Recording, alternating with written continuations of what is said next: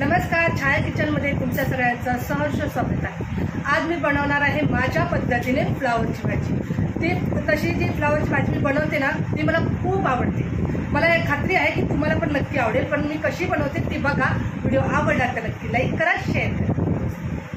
नमस्कार, छाया किचनमध्ये सगळ्यांचं स्वागत आहे।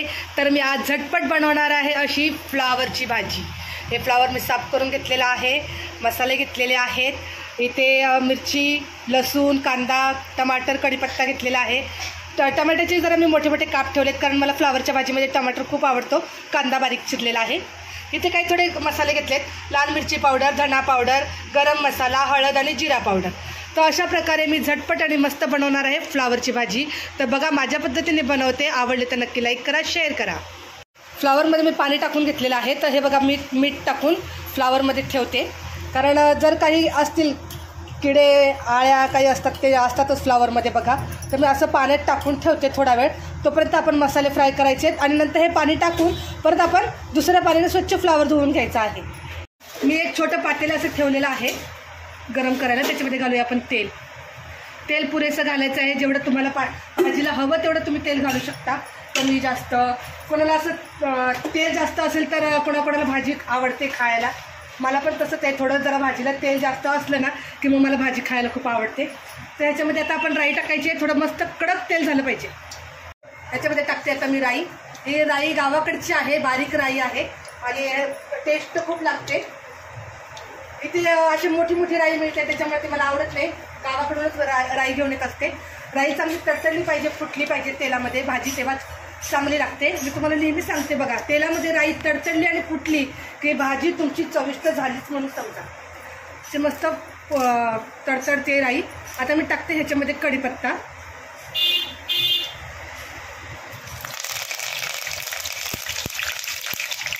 कढीपत्ता पण छान तडतडला। ह्याच्यामध्ये घालूया लसूण। लसूण हलकासा लाल करून घ्यायचा आहे, हलकासा लाल करायचा। हलकासा लसूण लाल झालेला आहे, याच्यामध्ये टाकायचा बारीक चिरलेला कांदा। तुम्हाला जर कांदा टमाटर उभा चिरायचा असेल तर तेही तुम्ही चिरू शकता, छान लागतं। पण मला टमाटरचे असे मोठे मोठे काप आवडतात फ्लावरच्या भाजीमध्ये, कोबीच्या भाजीमध्ये। कोबीची भाजी पण मी अशीच बनवते। तर कांदा हलका गुलाबी रंगावरती फ्राय करून घेऊया। कांदा हलका गुलाबी रंगावर फ्राय केलेला आहे, याच्यामध्ये टाकूया आपण टमाटर।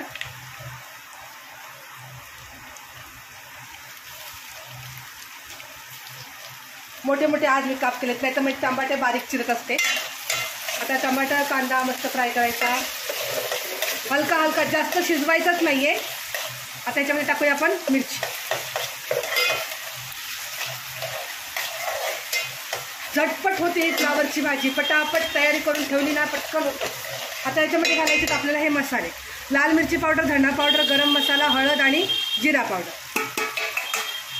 आता हे तेलात आपण मस्त फ्राय करून घेऊया। सगळा मसाला व्यवस्थित छान फ्राय झालाय।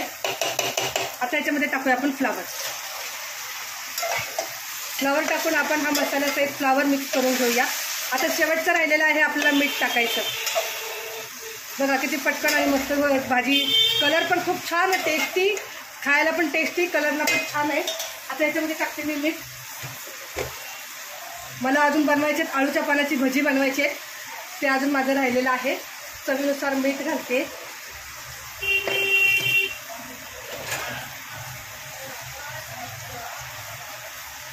आता फ्राय करून घेते सगळं एकदम मिक्स आणि गॅस कमी करते। आता आपल्याला याच्यावर झाकण ठेवायचं आहे। रस्सा वगैरे करणार नाही।